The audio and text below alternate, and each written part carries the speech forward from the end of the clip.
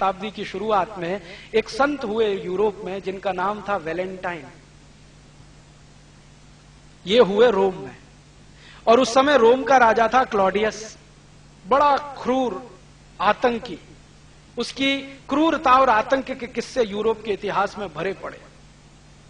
तो क्लॉडियस जो है कहता है कि भाई हम तो महान यूरोपियन परंपरा के वाहक हैं जिसमें स्त्री को तो रखेल बना के ही रखा जा सकता है, पत्नी का दर्जा उसको देना मूर्खता है।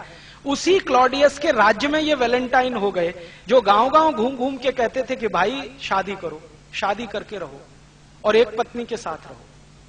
साहित्य का थोड़ा अध्ययन किया और भारतीय साहित्य से उन्हें पता चला कि एक पत्नी के साथ रहना, एक स्त्री के साथ रहना कितना सुखद होता है। उसमें कॉम्प्लिकेशंस कम होते हैं, उसमें बीमारियां कम होती हैं, वेनरल डिसीजेस बहुत कम होते हैं। ये सब उन्होंने पढ़ लिया। और ये भारत का साहित्य उनको मिला कैसे? ये मिला इस तरीके से कि भारत का व्यापार बहुत चला है यूरोप के लोगों के साथ वाया अफ्रीका। 5वीं शताब्दी की शुरुआत में और 4वीं शताब्दी के अंत में वैलेंटाइन को भारत का कोई शास्त्र मिल गया, उसका उन्होंने अध्ययन कर लिया। अध्ययन करके पता चला कि भारत की परिवार व्यवस्था कुछ इस तरह की है, तो उन्होंने भरपूर प्रचार किया पूरे रोम में घूम घूम कर कि शादी करो, शादी के बाद रहो।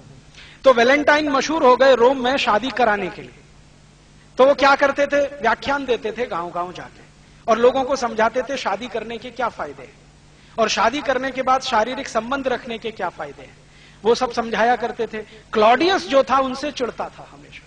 क्लॉडियस ये कहता था कि हमारी जो महान परंपरा है यूरोप की शादी नहीं करने की, उसका ये नाश करने में लगे हुए। बहुत ज्यादा गुस्सा जब आया क्लॉडियस को, तो क्लॉडियस ने क्या किया? वैलेंटाइन को फांसी पर चढ़ाने का आदेश दे दिया। राजा जो होता था वो कोई भी आदेश दे सकता था, राजा के मुंह से निकले हुए शब्द ही कानून माने जाते थे। तो क्लॉडियस ने वैलेंटाइन को फांसी पे चढ़ाने का आदेश दे दिया और 14 फरवरी सन 498 को वैलेंटाइन को फांसी पर चढ़ा दिया गया। अब हुआ क्या कि जिन लोगों की शादियां कराई थी वैलेंटाइन ने, वो सब दुखी हो गए और वो सब इकट्ठे हुए। और यूरोप में आपको शायद मालूम है या नहीं, सन 1950 तक फांसी देने की परंपरा खुले मैदान में होती थी।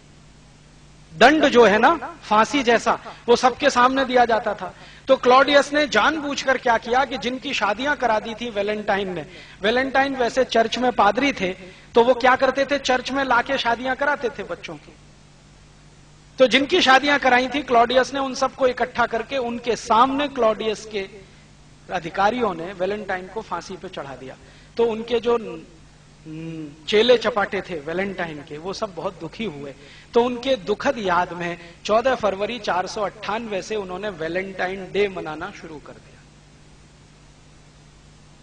तो उस दिन से यूरोप में वैलेंटाइन डे मनाया जाता है।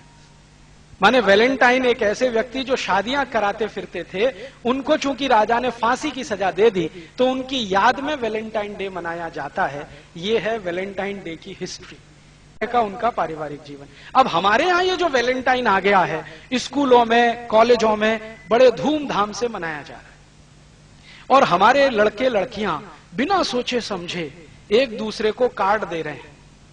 वैलेंटाइन डे के कार्ड छपने लगे और उस पर अंग्रेजी में लिखा होता है, would you be my Valentine this year, would you be my Valentine this year.